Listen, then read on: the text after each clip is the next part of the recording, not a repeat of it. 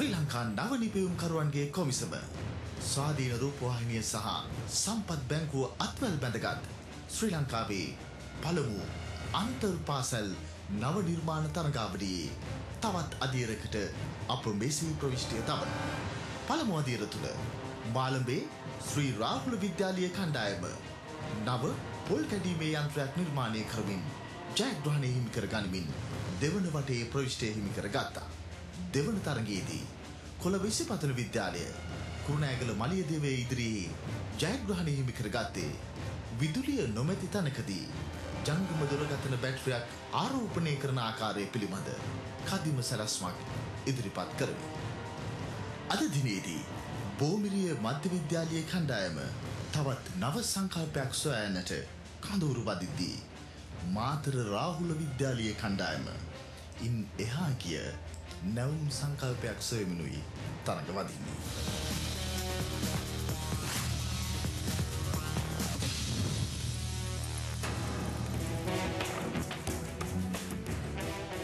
නවනිපැයුම්කරුවන්ගේ television ආගමනය Young Inventors Club. Steve Jobs Apple සමාගමේ නිර්මාතෘ. එතුමා නම් සෑම විටම කියු කාරණාවක් තමයි think different කියන්නේ. ඒ කියන්නේ වෙනස්ව සිතන්න කියන කාරණාව. වෙනස්ව සිතීම මේ නවනිපැයුම්කරුවන් හා සම්බන්ධ වන්නේ වෙනස්ව සිතීම තුළින් ඔවුන්ට අලුත් නිර්මාණ කිරීමට තවත් පුළුල් අවකාශයක් ලැබෙනවා. ශ්‍රී ලංකාවේ එලෙස වෙනස්ව හිතන සමාගමක් තමයි සම්පත් බැංකුව කියලා කියන්නේ. ක්‍රෙඩිට් කාඩ් සංකල්පය මාස්ටර් කාඩ් නමින් ප්‍රථමයෙන්ම ශ්‍රී ලංකාවට හඳුන්වා දුන්නේ සම්පත් බැංකුවයි. සම්පත් බැංකුව සහ නවනිපැයුම්කරුවන්ගේ කොමිසම ඒකාබද්ධව ගෙනෙන්නා වූ මේ වැඩසටහනෙන් නවනිපැයුම්කරුවන්ට ඉදිරියේදී තමුන්ගේ හැකියාවන් ඉදිරිපත් කරන්න අවස්ථාව උදා කර දෙනවා. එසේනම් අප හඳුනා ගනිමු අද දිනේදී තරඟ වදින කණ්ඩායම් දෙක. බෝමිරිය මධ්‍ය විද්‍යාලීය කණ්ඩායම උජිත් සමීර, AS අමරසිංහ, ජයසංක දුෂාන්, W අංජලි. මාතර රාහුල විද්‍යාලය සමිත් අශාන්, අශේන් ලංකාතිලක, රමේෂ් ප්‍රමුදිත, නදුන් ප්‍රියංග. එසේනම් අද දිනේ විනිශ්චය මණ්ඩලය දැන් අප හඳුනා ගනිමු.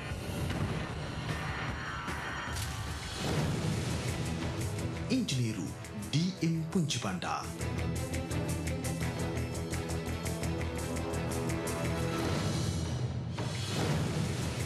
ආචාර්ය ගමික ප්‍රතාපසිංහ,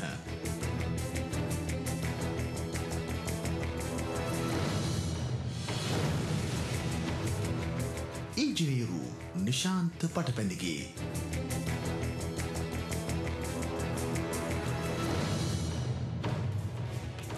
එසේනම් අද දිනේදී මේ තරඟකරුවන් සඳහා ඉදිරිපත් කරන්නා වූ ගැටලුව මෙසේයි.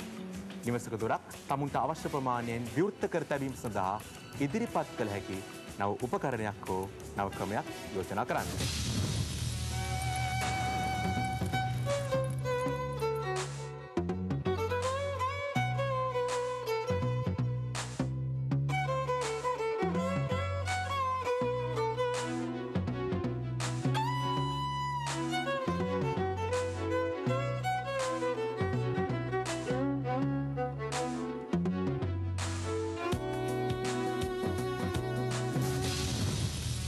දැන් ඔවුන්ට අවස්ථාව ලබා දෙමු ඔවුන්ගේ හැකියාවන් ඉදිරිපත් කරන්නට.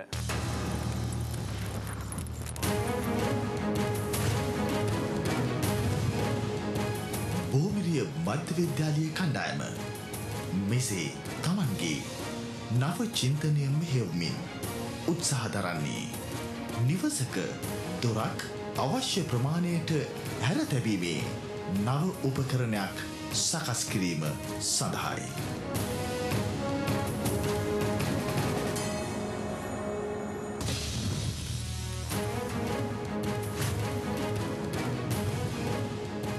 බෝමිරිය මධ්‍ය විද්‍යාලයේ ඉදිරිපත් කරන්නා වූ විසඳුමට වඩා යහපත් විසඳුමක අරමුණයි මාතර රාහුල විද්‍යාලීය කණ්ඩායම තුළ තිබෙන්නේ. ඔවුනට බෝමිරිය මධ්‍ය විද්‍යාලයේ අභිභවා ගොස් නව මෙවලමක් මෙහි විසඳුමක් ලෙස ඉදිරිපත් කළ හැකිද? කණ්ඩායම් දෙකම තමන්ගේ සියලුම ශක්තියින් මේ සඳහා යොදවනවා. ප්‍රථමයෙන් තම විසඳුම ඉදිරිපත් කිරීම සඳහා අවස්ථාව හිමි කරගන්නේ මාතර රාහුල විද්‍යාලය.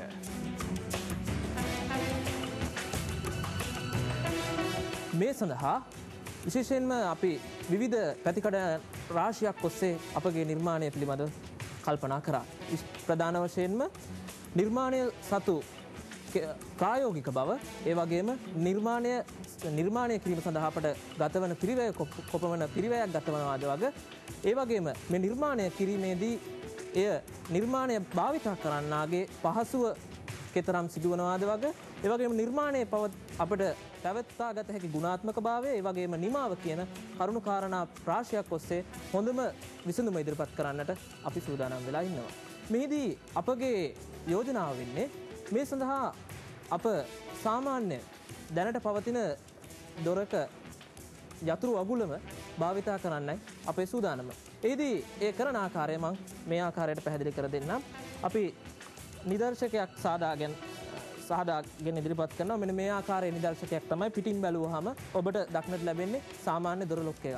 සාමාන්‍ය ලී දොරකට සවි කරගන්නවා නම් ලී දොරේ දැන් අපි පිටිපස්සෙන් අපි මේ සවි කරගන්න කොටස ගත්තාම මෙන්න මේ ආකාරයේ සැලැස්මක් තමයි තියෙන්නේ. ඒ කියන්නේ දැන් අපි දන්නවා දොර අගුලට සම්බන්ධ වෙන දොර අගුල සමග සම්බන්ධ වෙලා තියෙන ලෝහ කොටසක් තිබෙනවා. ඒ ලෝහ කොටසට අපි සම්බන්ධ කරගන්නවා ඉතා පුංචි කොටසක්. ඒක තමයි මෙන්න මේ ආකාරයේ පුංචි ලෝහ තැටියක් සම්බන්ධ කරගන්නවා. ලී දොරක නම් ලී දොරේ ඇතුළත තමයි සවි කරලා තියෙන්නේ. ලී දොරේ ඇතුළත අපිට මේ කූර ලී දොරේ අපි දන්නවා කාර්තුවක ආකාරයට ලී දොරක් කපලා මේ යකඩ කූර සම්බන්ධ කරලා තියන්න පුළුවන්. ඒ යකඩ කූර මේ සාමාන්‍ය දොර ලොක් එක අපි මෙහිදී අර මම මුලින්ම කිව්වා මේ නිර්මාණය අපි කියන යූසර් ෆ්‍රෙන්ඩ්ලි වෙන්න ඕන. ඒක එහෙම නැත්නම් මේක භාවිතා කරන්නාගේ පහසුව. එයාට මේක තේරුම් ගන්න මොන වගේ පහසුවක් දෙන්න ඕන කියලා. මෙහිදී දැන් අපේ නිර්මාණයේ තියෙන සුවිශේෂීභාවය තමයි මේ නිර්මාණයේදී සාමාන්‍ය දොරක ආකාරයටමයි මේ නිර්මාණය ක්‍රියාත්මක වෙන්නේ. ඒ කියන්නේ දොර අපිට පිහිටුම වෙනස් කරන්න අවශ්‍ය නම් පිහිටුම වෙනස් කිරීම සඳහා මේ අපේ දොරේ ආම් එක කියලා කියනවා. මේ ලොක් එකේ ආම් එක පහත් කරලා දොර චලනය කරන්න පුළුවන්. දැන් ඔබ කල්පනා කරන්න ඇති දොර කොහොමද ලොක් වෙන්නේ කියලා. දොර කොහොමද ලොක් වෙන්නේ කියන්නේ දොර ලොක් කරගන්න අපි මේ ආකාරයේ ඉතා සරල පියවරක් අනුගමනය කරන්නේ. මේකට ලොකු වියදමක් යන්නේ නැහැ. සාමාන්‍ය ගෙදරක සාමාන්‍ය අඩු මුදලට කරගන්න පුළුවන් දෙයක්. දොර ලොක් කරගන්නේ අපි මේ දොර සාමාන්‍යයෙන් වැසෙන සීමාවේ මම මේ දොර අරගෙන පෙන්නුවා. මේ ආකාරයට දොර ඇරෙන සීමාව ගත්තාම මේ දොර ඇරෙන සීමාවට ගැලපෙන විදිහට මේ ආකාරයේ පොළවේ අපි පුංචි කාණුවක් සකස් කර ගන්න ඕන.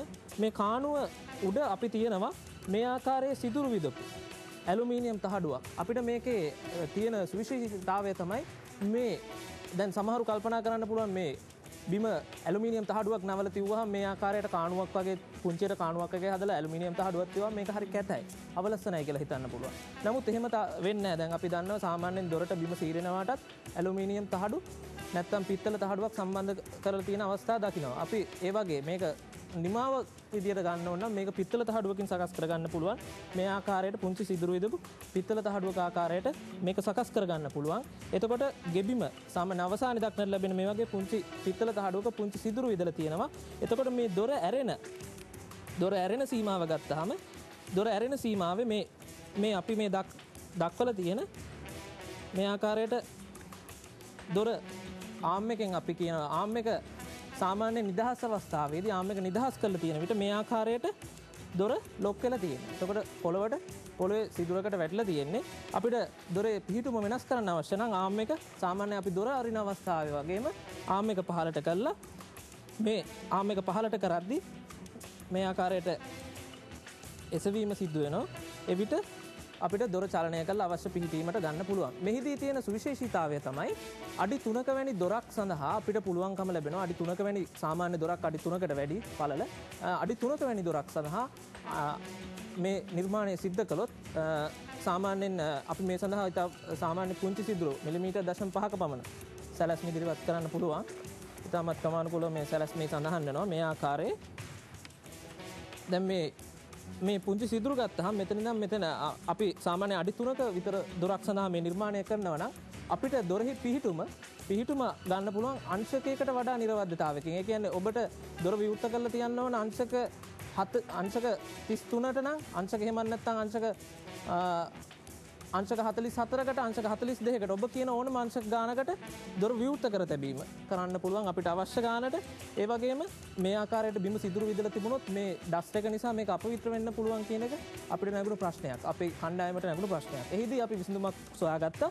ඒ තමයි මේ අපි දැන් අර මේ සකස් කරන අර පුංචි කාණුව සකස් කරනවා පතුල කවාකාර ආකාරයට සකස් කරලා තියෙන්නේ. එතකොට සිදුරු විදලා තියෙන ඇලුමිනියම් පටිය අර අපි කියනවා ෆිට් එකේ තද කර වෙන විදියට හරි එහෙම නැත්නම් ස්ක්‍රූප් වෙන දෙකක් ආකාරයෙන් පොළොවට සම්බන්ධ කරගන්න පුළුවන්. ඒක තමන්ගේ කැමැත්ත අනුව. නැත්නම් පුංචි කට්ටයක් කපලා ඒ ඇලුමිනියම් තහඩුව බස්සලා තියන්න පුළුවන් පොළොවේ මට්ටමටම. එතකොට කාගවත් පාය පැටලෙන්නවත් එහෙම සද්දයක් නගන්නවත් එහෙම මුකුත් සිද්ධ වෙන්නේ නැහැ. අවශ්‍ය නම් මැන දෙකකින් තද කරගන්න පුළුවන්. අපිට දූවිලි රැඳීමක් හෝ එවැනි කරදරයකට පත් වුණොත් අපිට පුළුවන්කම ලැබෙනවා මේ ඇලුමිනියම් මේ සිදුරු තියෙන ඇලුමිනියම් තහඩුව ගලවලා ඉවත් කරලා අපිට කොස්සෙන් පහසුවෙන් මේ කුණු ටික ඉවත් කරගන්න පුළුවන්. මොකද මේ කාණුවක මේ කවාකාර කාණුවක කුණු රැඳීමක් සිද්ධ වෙන්නේ පහසුවෙන් කොස්සක් භාවිතයන් මේක ඉවත් කරගන්න පුළුවන්. ඊට අමතරව අපි මේ නිර්මාණය දකින තවත් හොඳ දෙයක් තමයි මේ නිර්මාණයේදී මේ ලී දොරට අපි දැන් මේක සාමාන්‍ය දොරකට අපිට මේක සවි කරගන්න පුළුවන්. දැනට තියෙන ලොක් එකට අපිට මේක ලොක් එකේ අපිට මොඩිෆිකේෂන් එකක් විදියට නැත්නම් දියුණු කිරීමක් විදියට මේක සකස් කරගන්න පුළුවන්. මෙහිදී අර වෙනත් නිර්මාණ වගේ නෙවෙයි මේක පිටට පේන්නේ නැහැ. ඒ කියන්නේ දොරේ අපි කාර්තුවක් කපලා මේ යකඩ බටේ එහෙම නැත්නම් මේ යකඩ බටේ සම්බන්ධ කරගෙන අපිට පුළුවන් දැන් වඩු මහත්තුරු දන්නවා පුංචි මේක ඊටාම මිලිමීටර් 0.5ක විතර විස්කම්බයක් තියෙන මේ යකඩ බටයක් තමයි අපි මේකට භාවිතා කරන්නේ. ඒ යකඩ බටේ ගමන් කරන්න පුංචි කාර්තුවක් අර ලී දොරේ නිර්මාණය කරලා ඒක වහලා තවත් ලී පටියක් සම්බන්ධ කරලා සම්පූර්ණයෙන් දොරේ ඒක නිර්මාණයට හානියක් නොවන විදිහට තාමත් නිමාවකින් යුතුව මේ නිර්මාණය සකස් කරගන්න පුළුවන් වීමත් අපි මේකේ දකින ලොකු වාසියක්. ඒ වගේම තමයි වෙනත් යාන්ත්‍රික දියුණු තාක්ෂණික ක්‍රම වලට යන්නේ නැතුව මේ වගේ සරල යාන්ත්‍රික ඇටවුමක තියෙන වාසිය තමයි මේක සාමාන්‍ය පුද්ගලයෙක්ට උනත් අලුත් වැඩියා කරගන්න පුළුවන්. නැත්නම් අපි දන්නවා අද තියෙන ඔටෝ ඩෝ ක්ලෝසර් සිස්ටම් දැනට භාවිතා කරනවා. ඒ වගේ දෙයකට යන්නේ නැතුව මේ වගේ නිර්මාණයකට අපි යන්නේ මේවායේ තියෙන සරල යාන්ත්‍රික මූලධර්ම නිසා මේවා සාමාන්‍ය පුද්ගලයෙකුට උනත් වැඩි දියුණු කරගන්න. එහෙම නැත්නම් මේවායේ තියෙන යම් අඩුපාඩුවක් ආවොත් නැත්නම් මේවායේ දෝෂයක් ආවොත් නිවැරදි කර ගැනීම පහසුව අපි මෙහිදී සලකා බලලා තියෙනවා. ඒ අනුව අපි කල්පනා කරනවා මේ ගැටලුවේදී මේ ගැටලුවට උචිත පරිදි සාමාන්‍යයෙන් අඩු පිරිවැයකින් දරන්න පුළුවන් හොඳ නිර්මාණයක් විදිහට අපේ නිර්මාණය තෝරා ගැනීම කියලා. අප ඉදිරිපත් කළ අභියෝගයට රාහුලෙන් හොඳ විසඳුමක්. අපි බලමු විනිශ්චය මණ්ඩලය මේ පිළිබඳ දක්වන අදහස. ඔව් ඔබ ප්‍රශ්නය හරියට තේරුම්ගෙන විසඳුමක් ඉදිරිපත් කරලා තියෙනවා. මට පොඩි ගැටලුවක් තියෙන දැන් ටයිල් වගේ ඇතුළු බිමක මේ අර වගේ කාණුවක් සෑදීම ප්‍රායෝගික අපහසුතාවයක් තියෙනවා. ඒ පිළිබඳව ඔබ යෝජනා කරන්නේ කොහොමද කියන එකයි.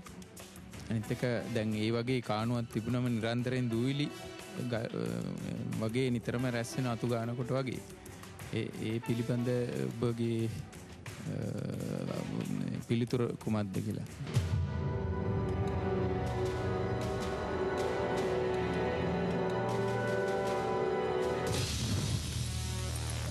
මෙහිදී මම පළමු වතාවෙත් පැහැදිලි කිරීමක් කරා දූවිලි රැඳීම සම්බන්ධයෙන් නම් ප්‍රධාන දේ තමයි අපි අර මේ නිර්මාණය කරලා තියෙන්නේ. නිර්මාණයේදී අර අපි යොදාගන්නේ මේ මෙටලික් ස්ට්‍රිප් එක මේක අපිට ඇන දෙකකින් හරි එහෙම නැත්නම් අවශ්‍ය නැහැ. ඇන දෙකකින් සවි කිරීමට අත්‍යවශ්‍ය නැහැ.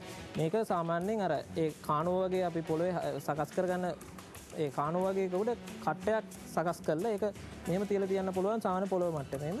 ඒක කෙනෙක්ට මේ ගැටලුවක් නොවන විදිහට මේ ආකාරයට කට්ටයක් සකස් කරලා ඒ පොළොව මට්ටමේම සකස් කරලා තියන්න පුළුවන්. අපිට අවශ්‍ය වෙලාවට දූවිලි රැඳීමක් දිගින් දිගටම දූවිලි රැඳීමක් සිදු වෙනවා නම් මේක අර තියෙන විශේෂත්වය තමයි අර පොළොවේ සිදුරු විතර නෙමෙයි අපි මේක නිර්මාණය කරන්නේ. ඒක නිසා සිදුරු ඇස්සේ අත දාලා දූවිලි ඇස් කිරීමක් අවශ්‍ය වෙන්නේ නැහැ. මේ කාණුවේ තමයි දූවිලි රැස් වෙන්නේ.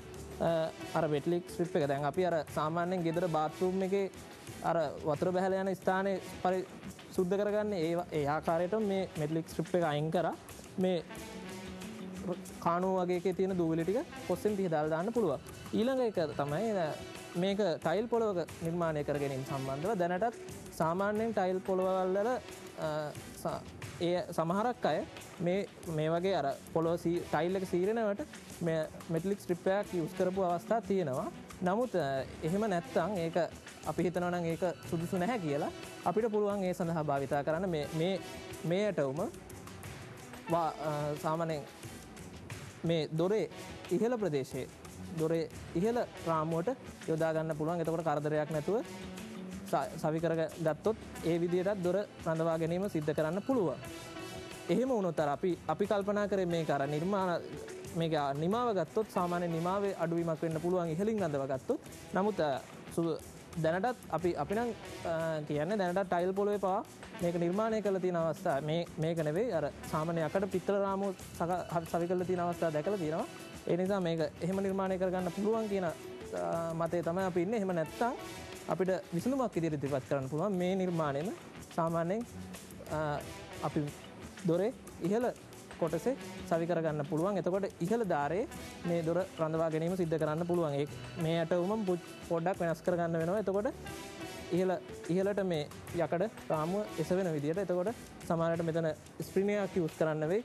මේක ඉහළට ඉසවෙන්න ඕන නිසා ඒ ආකාරයට මේ ඇටවුම වෙනස් කරගෙන අපිට භාවිතා කරන්න පුළුවන් කියන අදහස තමයි මම ඉන්නේ. ඔබ සෑහෙන දුරකට කල්පනා කරලා තියෙන තව චුට්ටක් කල්පනා කරුවා නම් අපිට දැන් ඔය නිර්මාණයටම පුළුවන් පොඩි මේ ස්ප්‍රින් ලෝඩ් කරපු රබර් කොටසක් වගේ පොළොවට තද වෙන්න තිබුණා. ඔය බිම කාණු සෑදීම වගේ දේවල් නොකරම කරන්න තිබුණා. අනිත් කොටස ඔබ ඉතාමත් හොඳින් කල්පනා කරලා තියෙනවා. නමුත් ඔබේ නිර්මාණය ඉදිරිපත් කිරීමේ දේවල් ඉතා හොඳින් කරා. ඒක නිසා ඔබ සෑහෙන සාර්ථක නිර්මාණයක් ඉදිරිපත් කරා කියලා අපි සැලකනවා. හොඳයි. අප ලබා දුන් අභියෝගයට මාතර රාහුල විද්‍යාලය මුහුණ දුන්නේ ඒ ආකාරයෙන්. අපි බලමු බෝමිරිය මධ්‍ය විද්‍යාලය අප ලබා දුන් අභියෝගයට මුහුණ දෙන්නේ කොයි ආකාරයෙන්ද කියලා. බෝමිරිය මධ්‍ය මහාවිද්‍යාලයේ නවනිත සංගමයේ අපිට ලැබුණු ගැටලුව උනේ අවශ්‍ය කරන ප්‍රමාණයට ගෙදර තියෙන දොරක් ඇරලා අපිට ඒ පිහිටුමේ තබා ගැනීමට හැකි ක්‍රමවේදයක් හෝ උපකරණයක්. ඉතින් අපි මෙතෙන්දී සලකා බැලුවා ක්‍රම කිහිපයක්ම. එතෙන්දී අපි වඩාත්ම සුදුසුයි කියන ක්‍රමවේදය. ඒ කියන්නේ සරලවම කෙනෙකුට පහසුවෙන් කියන්නේ වඩු මහත්මයෙක් ලවා සාදවා ගන්න පුළුවන් නිර්මාණයක් අපි යෝජනා කරා. මේ තියෙන්නේ අපි ඒ යෝජනා කරපු නිර්මාණය. මෙතෙන්දී අපි ප්‍රධාන වශයෙන්ම දොරවල් වර්ග දෙකක් හඳුනගත්තා. එතෙන්දී එකක් තමයි දොර අරින්න අල්ලුවක් සවි කරලා තියෙන දොරවල් සහ අල්ලුවක් කැරකීමෙන් තොරව අරින්න හෝ වහන්න පුළුවන් වෙන දොරවල්. එතෙන්දී අපි අල්ලුවක් රහිත දොරවල්කදී අපි කරන්නේ දොරේ උළුවස්ස සහ බිත්තිය අතරට මේ වගේ අර්ධ වෘත්තාකාර සිදුරු විදපු යකඩ පටියක් දොරේ ඉහළින් සවි කරනවා. එතෙන්දී බිමට කිසිදු හානියක් සිදු කරන්නේ නැහැ. එතෙන්දී මේ පටිය හරහා දොරට අපි සම්බන්ධ කරලා තියෙන දොර පියනේ උඩට මෙන්න මේ වගේ කොටසක්. මේ කොටසේ තියෙන්නේ මේ සිදුරු වලට එකින් එකට දොර අරගෙන යනකොට මේ තියෙන යකඩ බෝලය වැටෙන්න පුළුවන් විදිහට මේක වාණි පටියකින් සම්බන්ධ කරලා තියෙන්නේ. එතකොට ඒ බෝලයට යොදන බලයක් යෙදලා තියෙන්නේ. ඒ යොදන බලය අනුව මේක සෑම විටම මේ සිදුරක් අසලට ආපුවාම ඒ සිදුර තුලට යම් ප්‍රමාණයකින් පහත් වීමක් සිද්ධ වෙනවා. ඒ වුණාට පස්සේ එතෙන්දී ඒ සිදුරට වැටුණු ගමන් ඒ දොර නැවතීමක් සිද්ධ වෙනවා. අපිට අවශ්‍ය ප්‍රමාණයට ඒක දොර තල්ලු කරගෙන යන්න පුළුවන්. සිදුරු තියෙන්නේ ඉතා කුඩා සිදුරු තියෙන්නේ ඒකට හරියන විදිහේ යකඩ බෝලයක් යොදලා තියෙන්නේ. ඒ නිසා දොර විශාල පරාසයක් තුල අපිට නවත්වා තැබීම හෝ වසා තැබීම කරන්න පුළුවන්. අපි දැනගත්ත දෙවෙනි ක්‍රමය තමයි විවෘත කරන්න අල්ලුවක් තියෙන දොරවල්.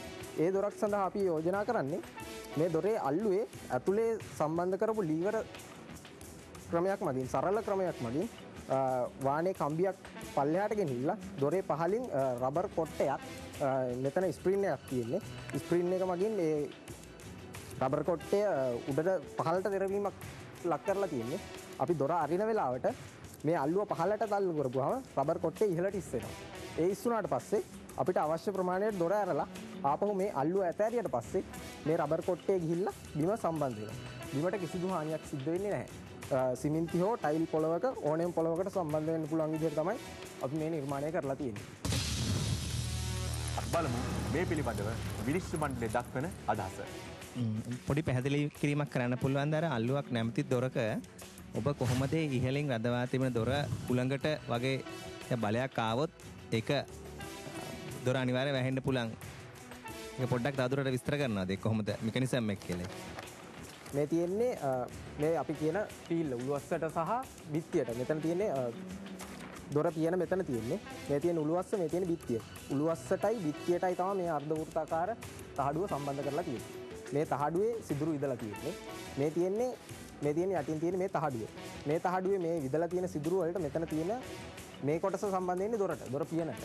දොර පියනට සම්බන්ධ වෙලා තියෙන යකඩ බෝලය සහ මේ වානේ පටියකින් ඒ දුන්න බෝලය තෙරපලා තියෙන්නේ. දැන් මේ තියෙන තහඩුව අරේ සාමාන්‍යයෙන් අඩියක් විතර වෙනවා. අතුල් පැත්තෙන් තමයි අපි මේ තහඩුව සම්බන්ධ කරන්නේ. එතකොට මේ බෝලය ගොඩක් ලොකු බලයකින් තෙරපිලා තියෙන නිසා මේ කට්ටවලට පැන යනවා. අපි සාමාන්‍ය ගල් ලොකු බලයක් යොදන්න ඕනේ දොර අරින්න හෝ වහන්න.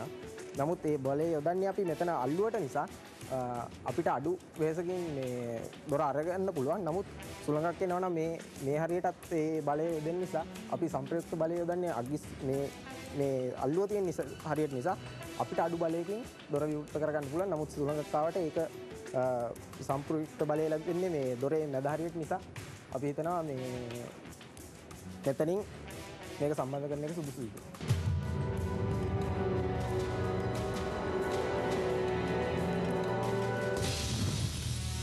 හොඳයි. එසේනම් මේ පිළිබඳව විනිශ්චය මණ්ඩලයේ නිගමනයට දැන් අවස්ථාව. ඕන්නේ විශේෂයෙන් අගුළු සහිත සහ අගුළු නැති දොරවල් දෙකක් පිළිබඳව හිතලා තිබුණා. විශේෂයෙන් ඔවුන්ගේ ප්‍රායෝගික යොදා ගැනීමත් නවතාවයත් සලකා බැලුවම ඉතා හොඳ මට්ටමක පැවතුණා.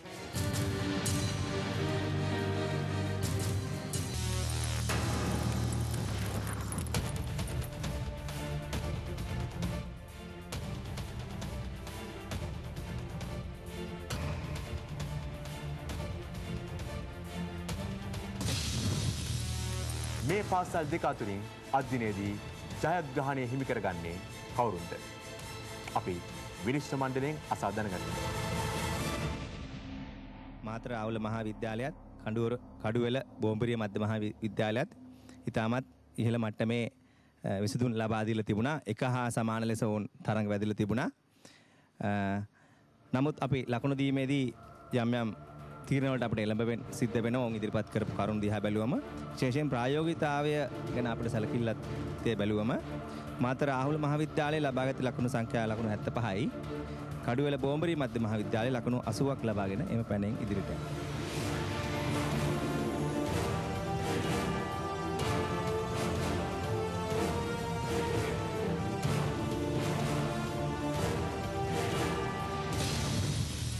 නවනිපැම් කරුවන් සොයා යන ගමන් මගේ තවත් තරගයක් මේ ආකාරයෙන් නිමව දකින්නේ කඩුවෙල බෝම්බිරිය මධ්‍ය විද්‍යාලයට ජයග්‍රහණය ලබා දෙමින්. අද්දිනේදී තරගයෙන් ඉවත් වන මාතර රාහුල විද්‍යාලය සඳහා සහතිකපත් පිරිනැමීමට මාගේ ගෞරවනීය ආරාධනය ලංකා විදුලි බල මණ්ඩලයේ විදුලි ඉංජිනේරු නිශාන්ත පටබැඳිගේ මැතිතුන්ට.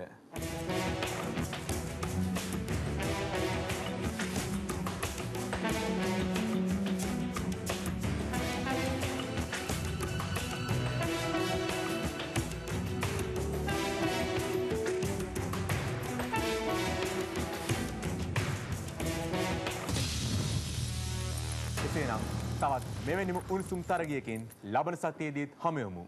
මේ නවනිපැම් කරුවන්ගේ ටෙලිවිෂන් ආගමනය Young Inventors Club.